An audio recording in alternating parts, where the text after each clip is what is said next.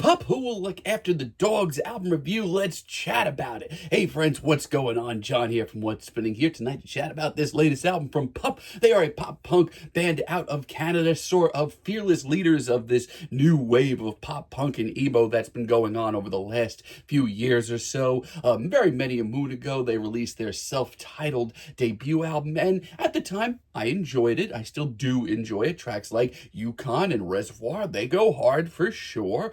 But I wasn't as into the DIY production, and I wish this thing was a little bit more consistent. They continue to turn some heads with The Dream Is Over, and I mean, it's okay. When the album's good, it's really, really good, but I'm just not as into this era of PUP as I feel like a lot of other people are. Now, if anything, I started understanding their music and having it hit a lot harder with the Morbid Stuff record. This was a much more impressive release, balancing introspective lyrics and tongue-in-cheek humor just really easily. Oh yeah, it was also a lot more consistent. And while I feel like a bulk of their fans were up in the air on the unraveling of PUP the band record that dropped, the last record that they dropped a few short years ago, but honestly, I really loved the thing. The band just sounded like they were cooking on all cylinders. It was actually one of my favorite records of the year. Now, it's been a few years since that record dropped, and leading up to this thing, I thought they dropped four of the best singles that they've put out in quite some time. Let's chat about this. No Hope kicks this record off, and this basically sounds exactly where this record needed to start off. Righteous group vocals, thunderous riffs, and just this overall feeling of youth. Not only that, but this, right off the bat, is so catchy, so instantaneous, and done so right. And yeah, it's a short one. Spoiler alert, this is a very short album. But it's the kind of amped up, exciting tune that really I needed personally to usher me into this record. It's solid. I do love Olive Garden as well. I thought this was a very solid single when it was released, and I've only enjoyed it more since. It's an electric blast of energy, tongue-in-cheek humor, as well as some self-deprecation that's kind of PUP's MO. But I also love how carefree and sweet these verses are. It's less than 2 minutes, but it's so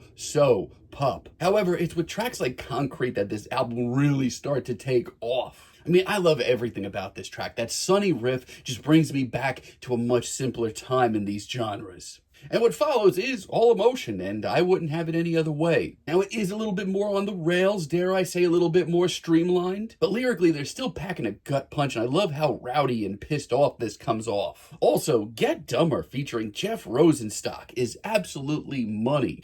Since this dropped as a single, I've been listening to this kind of non-stop. It's one of the better punk singles I've heard all year. As a matter of fact, I think it's the best track here, and I love how Jeff kind of brings out the angstier, angrier side of PUP's music and brings it up to 11. Also, this hook, look no further, it is so memorable. Honestly, I wouldn't even mind hearing a joint album from these two artists. That's how good this single is. And Hunger for Death, honestly, this one hit a lot harder than I expected. It's a much more stripped down and somber tune, but it does have this incredible sense of finality to it. There's just so much raw hurt here, I can't help but be impressed. And it picks up just enough. It's not the wildest or most out-of-control punk tune here, but it's got this sort of drunken swagger to it. I mean, it's a different flavor of PUP for sure, but I really do like it. Plus, the introspective lyrics and the personality on display are just where they need to be. Yeah, PUP absolutely continue to be a bright spot in the modern pop punk and emo scene. Now, there are a few blips on the radar here, like Needed to Hear It. This one sadly isn't for me. Yeah, unfortunately, this one is a little clumsy, and if you really break down all the elements,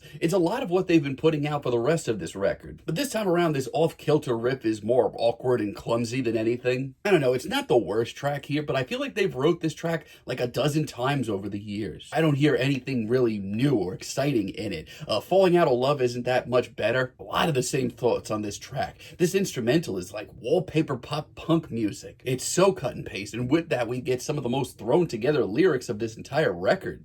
Not only that, but what happened to the production on this cut? This sounds demo quality. I think it's the worst track here. And Cruel, it's okay. It's certainly not bad. I mean, for starters, it does have some teeth to it. It's got a little bite. And while the hook is sharp as hell and really memorable, the verses here are some of the clunkiest and most awkward on this entire project. And shut up, as a finale, this is just kind of a letdown. The strummed riff and the hushed intro definitely got me pumped for this track. I wanted a little sense of finality here, a little bit of one last gut punch. But we'll get to Hallways, but I feel like that would have been a much better finale for this record. It's just so average, and over a few minutes, it just goes nowhere. So yeah, it's not the best work that PUP has put out over the years, but there's still a very, very solid set of tunes. Paranoid's really solid. I've enjoyed it since it dropped. If you want to hear PUP, turning the volume up a little, getting a little wilder, this is the track for you. I really do love the nods to post-hardcore here. Every crashing riff, every emotional lyric, it's money. Not only that, but it gives this album just enough of a bite. It's honestly pretty damn nasty, and I wish that we would hear more of this style from PUP in the future. And Hallways, I mean, God, the singles leading up to this thing just hit so hard. I mean, I love this track so much. It's probably the most melodic and sweet cut here, but it is absolutely bursting with heart and emotion. I struggle to not call this my track of the album. The hook is golden lyrically. It's just witty, clever, and it just fits the album. And Best Revenge is just so sharp. I love the atmosphere on this cut, the glistening riff, the dreamy atmosphere. This is honestly beautiful. Really love that bass heavy riff as well. The band just sound emotionally exhausted here. The hook is really memorable, and some of the breakdowns we get are a little obtuse, but really memorable as well. Hell of a deep cut. This is a very, very solid record from PUP. I mean, personally, their last two records I enjoyed a little bit more, but that's just me. They continue to be a huge bright spot in the modern pop punk and emo scene. The lyrics are both witty, self-deprecating, and a little introspective, and honestly, they just sound like they're still pushing out on all cylinders right now. I'm feeling a very light 7 on this record, but let me know what you all think down below. If you liked the video, be sure to give us a like, give us a subscribe, and let me know down below what you would like for me to chat about in the future. And until next time, have a great day, friends.